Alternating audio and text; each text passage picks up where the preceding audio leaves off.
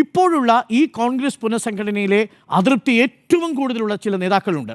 അതിൽ ആദ്യത്തെ പേരുകാരൻ ഞാൻ പറയും ചാണ്ടിയുമ്മനാണ് എന്ന് പറയും. ആ അതൃപ്തി ചാണ്ടിയുമ്മനുണ്ട്. ചാണ്ടിയുമ്മൻ്റെ ആ അതൃപ്തി ലെജിറ്റിമേറ്റ് ആണ്.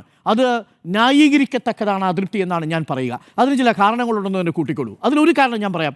ഈ സന്ദീപ് വാര്യരെ ജനറൽ സെക്രട്ടറി ആക്കിയല്ലോ. എന്താണ് സന്ദീപ് വാര്യരെ ഒരു വർഷമായില്ല, പാലക്കാട് തെരഞ്ഞെടുപ്പിലാണ് സന്ദീപ് വാര്യർ BJPയിൽ നിന്ന് വന്ന് അങ്ങേയറ്റത്തെ വർഗീയ വിഷം തുപ്പിക്കൊണ്ടിരുന്ന ഒരു നേതാവ്, അതും കേരളത്തിലെ മലപ്പുറം ജില്ലയെ പാലക്കാട് പൈനാപ്പിൾ പടക്കം കടിച്ചൊരാന ചരിഞ്ഞപ്പോൾ അത് മലപ്പുറം ജില്ലയുടെ പേരിൽ ആരോപിച്ച് അത് സത്യം തെളിഞ്ഞതിനു ശേഷവും, അത് പാലക്കാട് ജില്ലയാണ് എന്ന് ബോധ്യപ്പെട്ടതിന് ശേഷവും ഞാൻ എൻ്റെ ഫേസ്ബുക്കിൽ നിന്ന് ടാഗ് മാറ്റില്ല എന്ന നിലപാടെടുത്ത നേതാവിൻ്റെ പേരാണ് സന്ദീപ് വാര്യർ.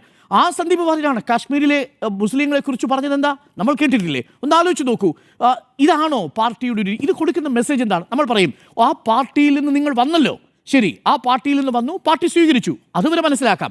ആ പ്രാദേശിക തലത്തിലുള്ള അദ്ദേഹത്തിൻ്റെ പ്രവർത്തനം നിങ്ങളൊരു കാലം അവരെ നിരീക്ഷിക്കണ്ടേ? അദ്ദേഹം ഇപ്പോഴും RSSൻ്റെ കുപ്പായത്തിൽ നിന്ന് ഇറങ്ങിയിട്ടുണ്ടോ? ആർക്കറിയാം? ഈ ഇത്രയും വർഗീയ വിഷം തുപ്പിയത് അദ്ദേഹം പറയുന്നത് ഇതെല്ലാം ഞാൻ BJPക്ക് വേണ്ടി പറഞ്ഞു എന്നാണ്. പക്ഷേ ഈ പറഞ്ഞ കാര്യങ്ങൾ അദ്ദേഹത്തിന് നിഷേധിക്കാൻ പറ്റുമോ? കേരളം മിനി പാകിസ്ഥാനാണെന്ന് പറഞ്ഞ നേതാവിന്റെ ആർഗ്യുമെന്റിനെ പിന്താങ്ങിയ ആളല്ലേ? ഈ തിരുത്തുന്നു എന്ന് പറയുകയാണെങ്കിൽ തിരുത്തുകയാണെങ്കിൽ അത് പാർട്ടിയിലേക്ക് വരൂ, പാർട്ടി അംഗത്വം കൊടുക്കൂ, മനസ്സിലാക്കാം. പക്ഷേ നിങ്ങളെ ആരെയാക്കി മാറ്റിയിരിക്കുന്നു? ജനറൽ സെക്രട്ടറിയാക്കി മാറ്റുന്നു.